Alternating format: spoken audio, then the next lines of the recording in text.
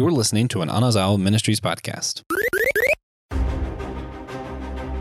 Have you ever wondered what it would have been like to be a Sith near the height of their power, coming into his own? Or perhaps a bounty hunter when the universe was rife with bounty? Or even a Jedi at one of their mini peaks? Well, there's one game that'll let you do all of that, and it's Star Wars The Old Republic, the massively multiplayer online role-playing game, sort of follow-up to Knights of the Old Republic. We are talking about SWTOR today, continuing our Knights of the Old Republic series. I'm here with the one and only Christian Ashley. That's right. And I am TJ Blackwell, of course. And I took the lead for this one because I have played the game and Christian has not. Yes. I have not watched played a couple it. of people play, but I have not myself played it. Yeah, I haven't played it all the way through. I'm not, like a current expansion player, but I've done a couple of the classes' stories. They're all really good, but let's talk about it. So originally, I'm not sure if you knew this, but Knights of the Old Republic was supposed to have a third entry. Yes. And it got scrapped for reasons that I'm not entirely sure of. I think it was just business dealings and with LucasArts, the change they were making there, amongst other things. And I think they saw more money in an MMO RPG. So I think that took precedence. Yeah, the game, they announced it in 2008, which, already for the release of KOTOR, way off base, It only takes like a year and a half to make a good KOTOR game. But it came out in 2011, and it was the fastest growing MMO of all time. Wow. Yeah, they had over 1 million subscribers in the first 3 days it was released, which is huge for an MMO. Massive. Back in the day, you didn't really get numbers like that unless you were World of Warcraft, which, still to this day kind of gets those numbers. But the Old Republic has remained profitable for the past 12 years. So it's still running? Yeah. No, they're still expanding it. The new expansion came out not long ago. That's incredible. Yeah. I mean, I remember when they first announced this, and I was so upset because I'm not a get along with others kind of gamer unless there are people inside the house playing it with me. Yeah. But I thought, this will last like 5 or 6 years. It's like, nope, I was dead wrong. Yeah, the rest of time, actually, it seems like. But no, actually, I only played solo. My roommate did have a guild. He did the whole, actual MMO part. I was there for the RPG, which is viable. You can play it that way. So check it out, try it. If you're not an MMO guy, if you don't like making friends online, give it a shot. It is still pretty fetch questy because it is an MMO. So that gets a bit tedious, but the stories in the game are all so good. They're all also really funny. They're hilarious. All of them. They all have their moments. What would you say is your favorite out of that? What made you laugh the most? Specific examples? I can't. Okay. But pretty much just that many? There's so many. The entire Sith Assassin class storyline, hilarious. Whoever wrote that was just, they're just writing a funny guy, and they knew it. Was that the agent or the Inquisitor? Inquisitor. Okay. Because if there had been a class I would have played as, especially since I learned you can play a light-sided one, which I think is really interesting, it would have been that one. Yeah. So you're not actually, despite your class choice, you're not locked to a morality. So you can play a light side Sith Inquisitor, sorta. You're still Sith, but that is an option presented to you. Now, I really do recommend. It has been a while since I played it. MMOs still aren't for me, but it's a great game. It really is. It's really fun. It's really Star Warsy. You can feel it. It feels like being in Star Wars. And there's a lot of cool things you can do. I'm not sure how universal they are to MMOs, but you can own an apartment, get pets, cars. Cars is fun. Yeah, having your own speeder is awesome. I think when I got mine, I spent a good 2 hours just riding it around. Naturally. But if you have time and the curiosity, I recommend checking it out. You can play it for free, and it only lets you create I think it only lets you make 2 of the classes for free. You have to subscribe. But once you subscribe, you can make 1 character in each class. And then when you're no longer subscribed, they don't take those characters away from you. Oh, that's nice of them. Yeah. So you could pay $16 and make your 8 characters and then never pay again. I'm not encouraging it. We would never do that. No, but they still make their money. Well, they have to be for it to have lasted this long. Yeah. Yeah. Other people pay for the game. But yeah, no, there are some people who have been playing for, the past 12 years, which is insane. But Some really, marriages don't last that long. yeah, not these days. But the last expansion actually came out a little over a year ago, which, I mean, they've had 7 or 8. It takes you through. Originally, it was about the Hutt cartel. You're trying to take down the Hutts. Ooh. Because everybody played through the main game so fast. A couple of years later, they're like, well, here's this new story to play. And I did get a little bit into that one, but MMOs just really aren't my style. So, but you can get straight into it. You can, I know the Fallen Empire expansion, you can just start and it will set you to like level 50. It's like you don't have to go through the slog of leveling up just to do the expansion. But that means you could literally start anywhere with that at level 50, like as consular or what have you. Yeah. Okay, interesting. It's really cool. And there's actually some really, really good stories in SWTOR. There's just a lot of them. There's so many. Well, let's get into the background of it all. Like, why is this happening right now? Right now? Yeah, like, why is the galaxy back to Sith versus Jedi? So I know a little bare bones of that. The SWTOR takes place after an uneasy alliance between the Sith and the Republic. It's like, I don't even remember the grounds on which the alliance was formed. Sounds ridiculous to me. There's a reason this is the old Republic and not, just the Republic. It fell for a reason. Yes. Yeah. So, but you can actually, what was I about to say? Dang. You can't do anything, actually. Apparently, I lied. It's something about the Republic and the peace treaty. You can play as a pureblood Sith, which is one of my favorite races in Star Wars, because it's like cultural appropriation. Is this before they went extinct? Yeah, it is. It's before they went extinct. You can play as one. Go ahead. Yeah, you can play as a Jedi Sith. Wow, that's cool. Because like in the old continuity of Legends, like the Sith were actually a race first. I mean, there was always like dark wielders of the Force before, but eventually along the way, the Sith were discovered, and that's when we get the Sith. Like you say, cultural appropriation is probably the best term for that. Yeah, is that they came in, used the dark side, and say, "Okay, we rule now." Yeah, pretty much that. But they're really cool. One of my favorite races of all time, actually. Right behind like the fish people who live on Manon. The Selkath? Yes, the Selkath. Okay. Yeah. It is my understanding at this point, there's been like before this game begins, like there's been like this Cold War between the Republic and the Sith, and Satele Shan is the granddaughter of Bastila and Revan or something like that, great granddaughter, somewhere thereabouts. Yeah.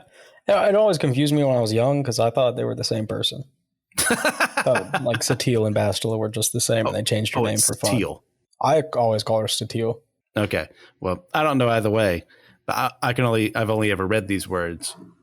But like, yeah, it's just like, how did the galaxy get back to this after what happened? Because we find I don't know if you've read the tie-in novel in between KOTOR 2 and SWTOR. SWTOR. I don't think I have. It's not his best work. The Kapirtian writing, I think he did. But there's some divisive things that happen there to the Exile and Revan. And I know Revan comes back at some point in time, too, as like a DLC or something for this game. Because like his spirit has been around or something, or he's been in like stasis. Yeah, one of the expansions was the story of Revan, something like that. Because HK-47 comes back in that, does he not? Mm-hmm. Wow. Yeah, for basically what happens is that Revan has made contact with the original Sith in the novel, and the exile went to go help him out, and she, like him, like they essentially managed to stall the Sith for a couple hundred years, but at the cost of, I think, what happens to the exile? I think she dies, but like her spirit remains bound to the place, or maybe that was Revan. I might have them switched up. And then, yeah, it's a wild ride. It's not my favorite by any stretch of the imagination, but it's like, couldn't you just keep the galaxy fixed for like 5 minutes here? Yeah. They got a couple years. They made a treaty, and then the treaty collapsed into a Cold War, and then Darth Malgus attacked the Jedi Temple and killed a bunch of people. Now that trailer was one of the greatest. I watched that one. That was pretty nice. Yeah, one of the greatest Star Wars fight scenes of all time. Honestly, all of them. All of the Old Republic trailers are amazing, and each of them deserve to be watched. So if you're listening, you haven't seen them all, go check them out. Yeah, I can't say I've watched any beyond that one, but like if this were like what the old games had been, like I would have been a day one buyer, like for the past ones. But like once again, we know my holdups with MMOs and other people. Even though it is fun to find out you can play this game solo, and it doesn't like, hinder you to do so, right? Yeah. So I mean, like it's easier if you have friends, but just put on your best gaming headset and get to work. But it does scale for your party. So okay. There are some things that are restricted to groups, like flashpoints. You have to be in a group, but I don't think flashpoints are that fun. So now, what is a flashpoint? It's kind of like a mini raid. Okay. Each flashpoint has a different objective, and you're in a group to kind of. It's just like an optional mission. Like it was cool, but the main story in these games is really what it's all about for me. All right, now you mentioned playing as a pureblood Sith, but like I know humans are an option. Chiss were an option. I wasn't happy about that for like lore reasons, but like I'm sure a lot of people really like playing as one. What other races am I missing here? I know that's like a ton. You can play as Dathomirian Zabrak and Iridonian Zabrak, Twi'leks. Man, I'm trying to remember which races I didn't play as, because I had a Chiss bounty hunter. The Mirror are an option. Okay. Man, it's a big list. It's bigger than every other Star Wars game. But to be fair, most of them you just get slated as a human, and that's it. You don't really get a choice. Yeah. But if you want to put yourself in Star Wars, that's the way you do it, is the Old Republic. Because me personally, I'm a Twi'lek at heart. But you can play as Cathar, a cyborg, which is cool. It's not even like a Star Wars thing. Nautilin, Myrilian. Oh, Kit Fisto's people. Yeah. Ratchataki, Togruta. Asajj Ventress. Mm-hmm. And Togruta and Sith. Okay. Yeah. So it had been Shaak Ti before. The newest Clone Wars came out, then Ahsoka Tano after, for those looking for reference points. Yeah. For boomers, Shaak Ti. Yeah. And I don't even remember what the Ratataki are. I'm pretty sure they're like specific to the Old Republic's setting. Well, that's what Asajj Ventress' race is. Is it? Yeah. Really? Well, in the original canon, I think they have since changed her. Yeah. Clone Wars changed a little bit of that. I can't remember off the top of my head exactly what happens, but she might be Pure Knight's sister. I'd have to look it up. Yeah, I know you can only play as one if you do one of the Sith classes, though. Okay. Yeah, unless I think if you like have a legacy character, like they get like basically a child, and that one can be any class. So the system's really in depth. The combat feels fun for an MMO, I'll say. Are you more in control of yourself than like KOTOR normally is? No. Okay, no, so it's still dice rolling? It is still dice rolling. Okay. Yeah, so like that's still there. That's still fun. Something about the MMO part of it. It controls pretty much the exact same as Knights of the Old Republic. It's just something about it doesn't hit the same for me. But they are still constantly updating the game. I still get emails about it all the time because they want me to give them another $15 for all those characters I paid for. Yeah. But I don't know. I got into the game really late. I didn't have internet at home until never actually at that home until I moved out. But I started playing the Old Republic when I was spending a lot more time with Josh, with the Bad Opinions, Josh Knoll, in his apartment. I'm just gonna haven't had the chance before, So I was like 7 years late to the party. Hey, whatever works, man. Yeah, I'm still just a noob. I'm probably gonna try to get back into it. Just talking about it made me kind of want to play it again. Okay, but it's a lot of fun, and I highly suggest you check it out. It's definitely worth a try. So what's like this newest expansion? What's it about? The newest one was so they went through this like big story arc about this new hidden empire, and I want to say the newest one was the last expansion in that arc.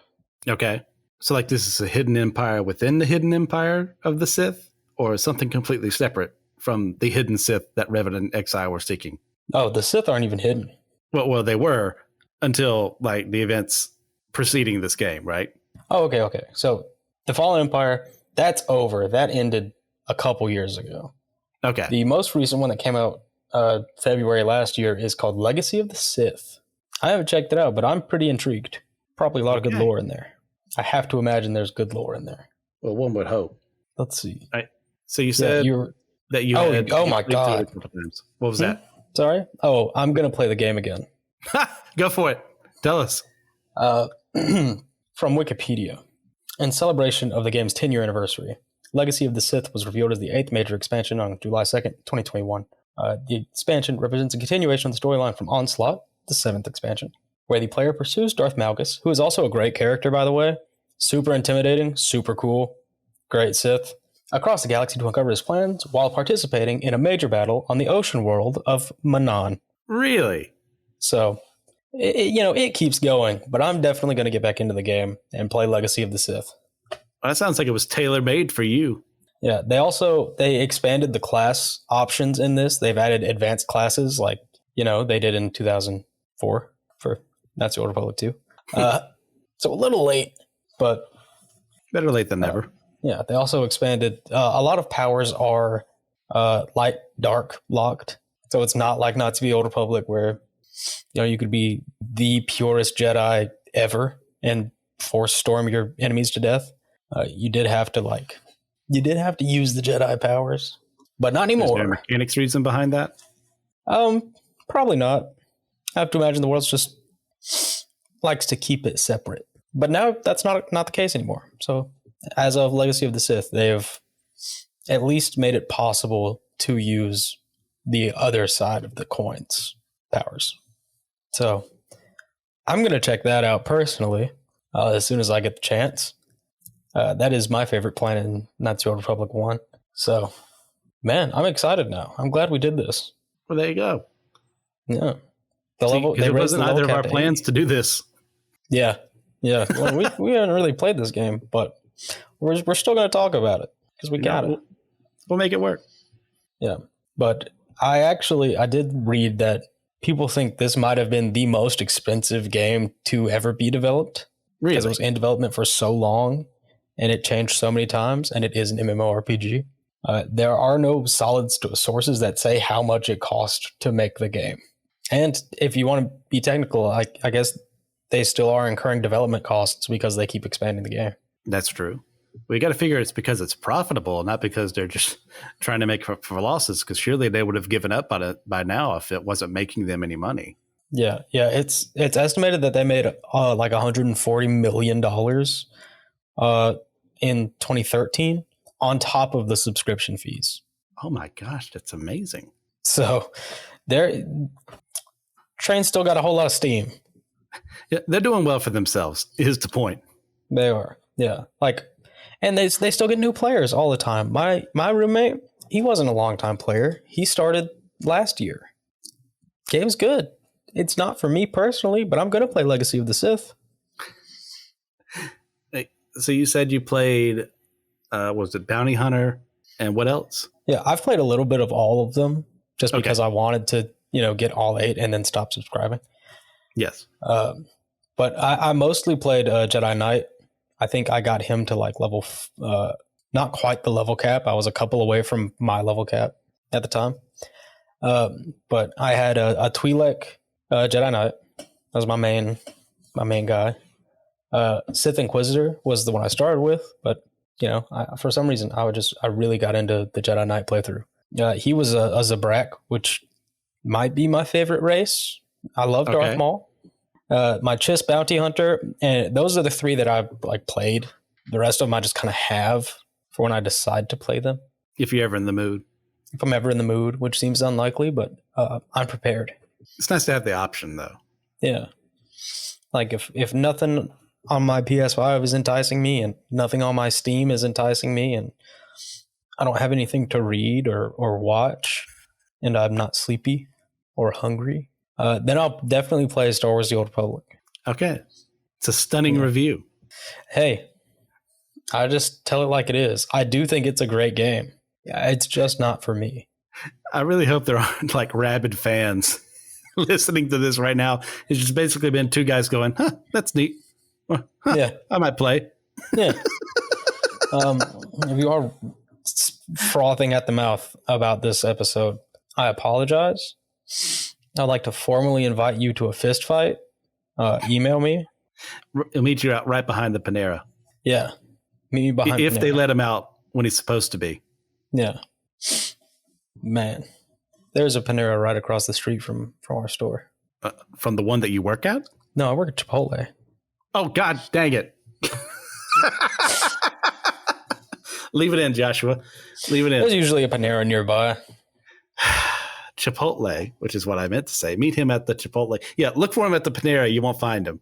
Yeah. Like me. I'll be there. Where's TJ? He promised to fight. You walk in. Hey, is TJ here? He's like, oh, no one named TJ works here, actually.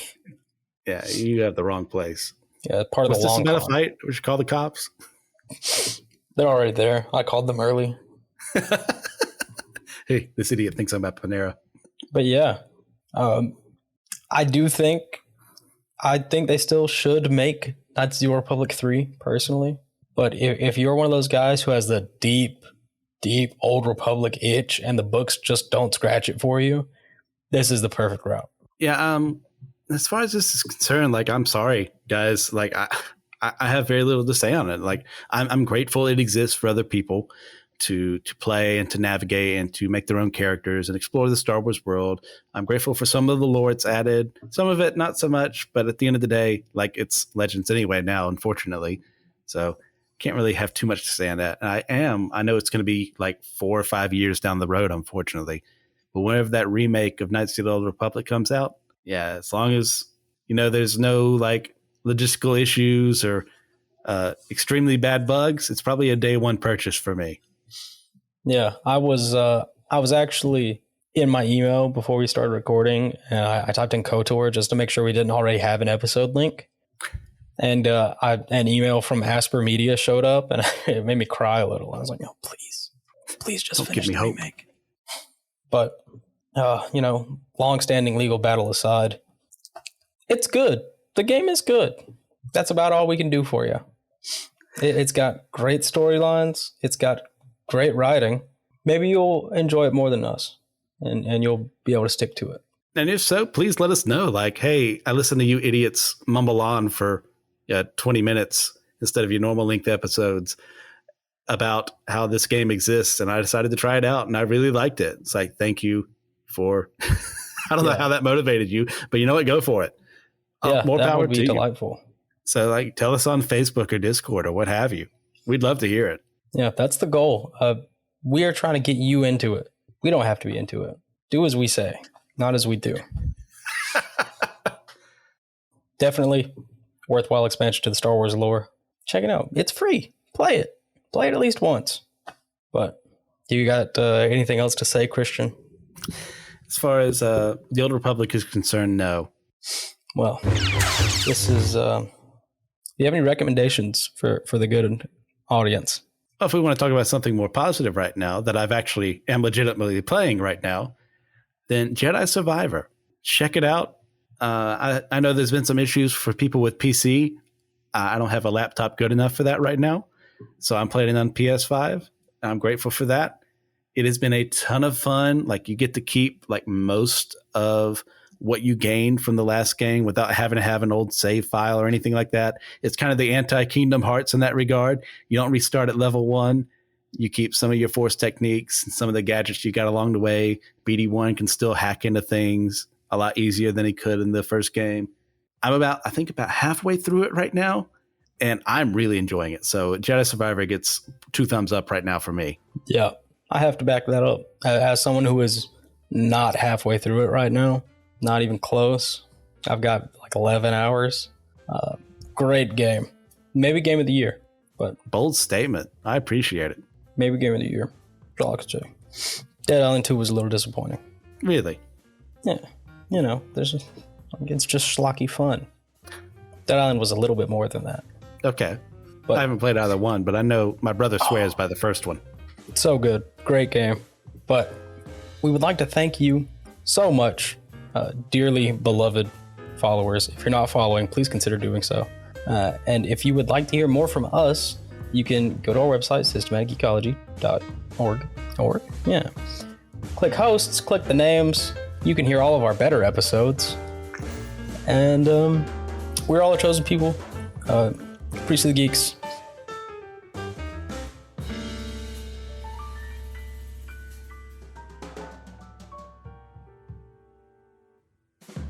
Anything you got to say, Christian? Let's just end it right there. Yeah, so that's bad. It. Nah.